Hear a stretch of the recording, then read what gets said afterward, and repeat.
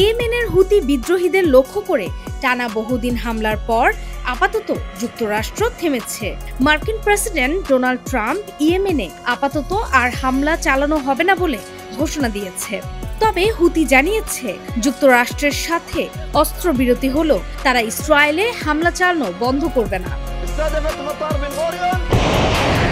এই ঘোষণার পরই ইয়েমেন থেকে আরও একটি নতুন ক্ষেপণাস্ত্র হামলার খবর দিয়েছে ইসরায়েলি গণমাধ্যম।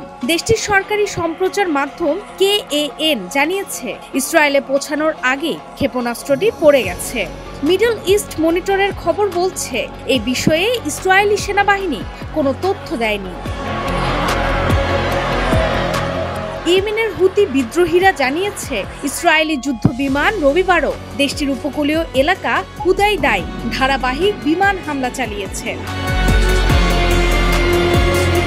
এর আগে যুক্তরাষ্ট্রের কাছ থেকে আসা খবর সাময়িকভাবে পরিস্থিতিকে নাড়া দেয়। গত মঙ্গলবার মার্কিন প্রেসিডেন্ট ডোনাল্ড ট্রাম্প বলেছেন তার দেশ এবং হুতিদের মধ্যে একটি যুদ্ধবিরতি চুক্তি হয়েছে। তিনি দাবি করেছেন হুতি আমেরিকার কাছে নতি স্বীকার করেছে। এটা আমেরিকার জন্য একটি বিজয়। তিনি হুতিদের সাহসিকতার প্রশংসাও করেছেন।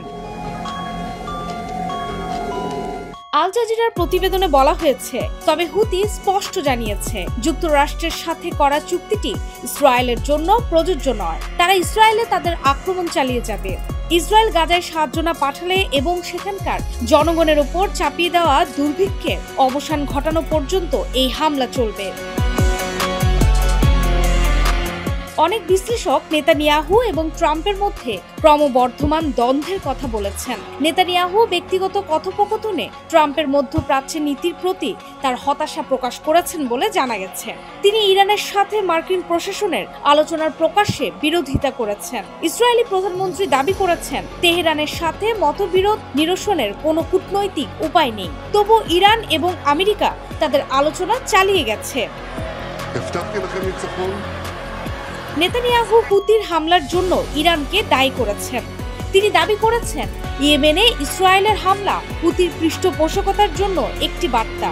যদিও ইরান বারবার হুতিকে পৃষ্ঠপোষকতা করার বিষয়টি অস্বীকার করে আসছে।